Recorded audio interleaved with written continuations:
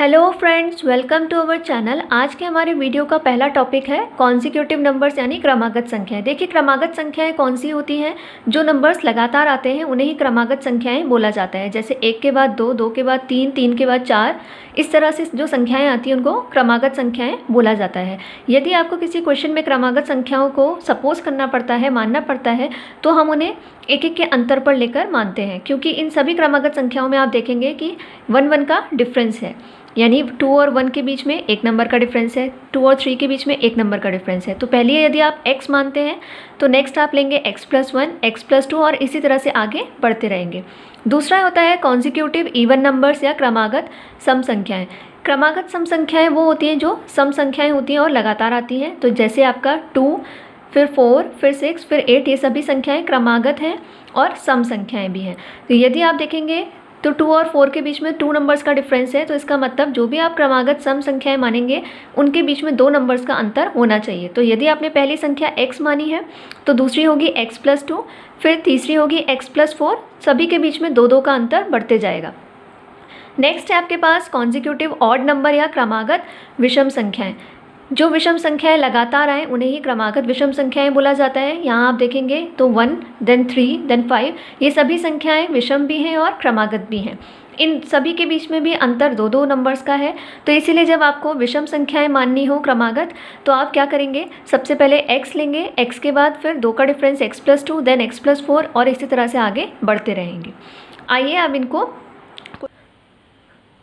हमारे पास पहला क्वेश्चन है, if the sum of 3 consecutive numbers is 60 find the smallest number. यानी यदि 3 क्रमागत संख्याओं का योग 60 है तो सबसे छोटी संख्या ज्ञात कीजिए। यहाँ हम क्वेश्चन विदाउट फॉर्मूला ही यूज़ करके सॉल्व करेंगे।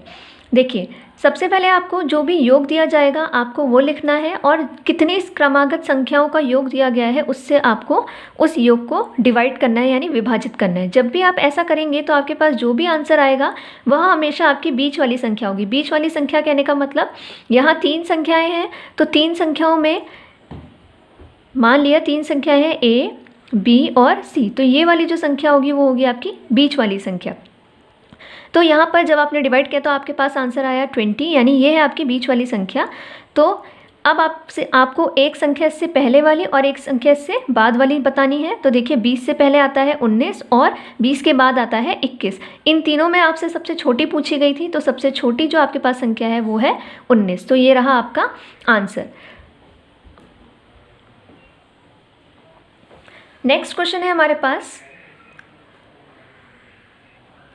if the sum of 4 consecutive numbers is 38 find the largest number। यदि 4 क्रमागत संख्याओं का योग 38 है तो सबसे बड़ी संख्या बताइए। तो यहाँ पर भी आपको क्या करना है, सेम वही प्रोसेस, जितना भी आपको योग दिया गया है और जितनी संख्याएं बोली गई हैं आप उस योग को उस संख्या से विभाजित करेंगे। तो यहाँ हमने 38 को 4 से डिवाइड किया तो आपका आंसर आता है 9.5। अब क्योंकि यहाँ पर जो संख्याएं हैं वो 4 हैं, तो 4 क्रमागत संख्याओं में आप बीच वाली संख्या तो नहीं निकाल सकते, क्योंकि जब भी आपको सम संख्याएँ दी जाएंगी तो आप उसमें बीच वाली संख्या को ज्ञात नहीं कर सकते। तो इसीलिए आपके पास जो 4 क्रमागत संख्याएं मान लिया A, B, C और D है, तो इसमें बीच वाली तो कोई भी संख्या नहीं है। तो यहाँ पर आपको क्या करना होगा, जो भी आपका आंसर आएगा आपको उससे एक पहले वाली और उससे एक बाद वाली संख्या को मान लेना है। यही दोनों आपकी बीच वाली संख्या, यानी ये 2 संख्याएँ निकल कर आ जाएंगी, एक B और एक C। तो इसका मतलब ये वाली B की वैल्यू जो है वो है 9, C की वैल्यू है 10। तो आपके पास 4 पूछी गई थी क्रमागत संख्याएं, तो 9 से पहले आता है 8 और एक 10 के बाद आएगा 11। तो ये 4 आपकी क्रमागत संख्याएं हो गई और आपसे सबसे बड़ी पूछी गई थी, तो 11 इसमें आपकी सबसे बड़ी संख्या हो जाएगी। अगला क्वेश्चन है हमारे पास, if the sum of 3 consecutive even integers is 108। यदि 3 क्रमागत सम संख्याओं का योग 108 है तो वे संख्याएं ज्ञात कीजिए। अब अभी तक हमें जो 2 क्वेश्चंस दिए थे उसमें क्रमागत संख्याएं बोला गया था, लेकिन यहाँ पर अब क्रमागत सम संख्याएं आ गई हैं।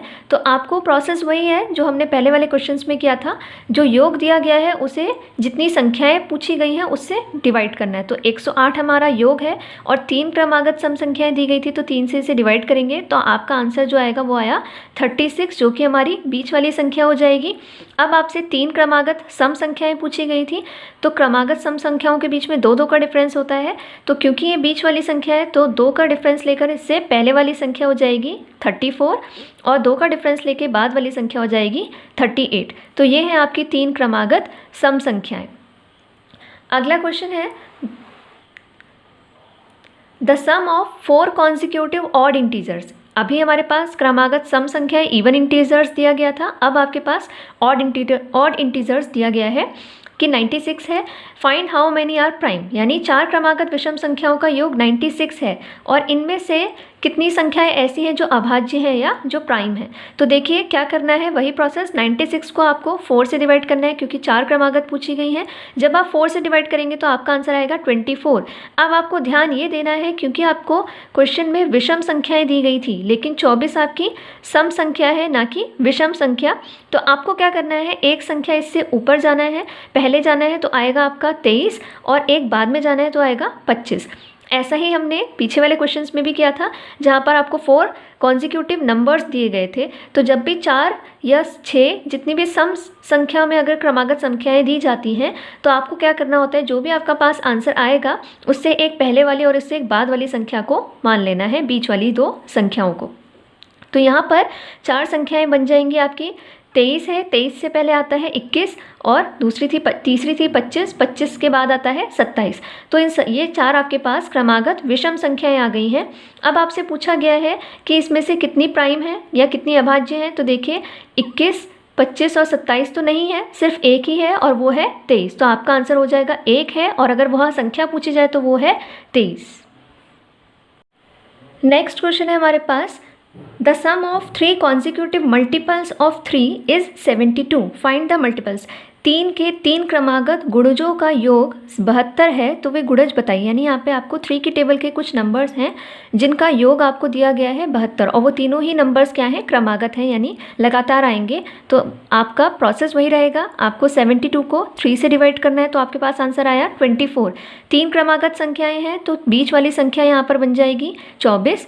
24 3 का मल्टीपल भी होता है तो 24 से पहले 3 का कौन सा गुणज आता है, वो होता है 21 और 24 के बाद 3 का जो गुणज आता है वो होता है 27। तो ये तीनों ही 3 के गुणज हैं जो लगातार आते हैं। 21 के बाद आता है 3 अट्ठे 24 और 3 9 27। तो ये हो गए आपके 3 गुणज।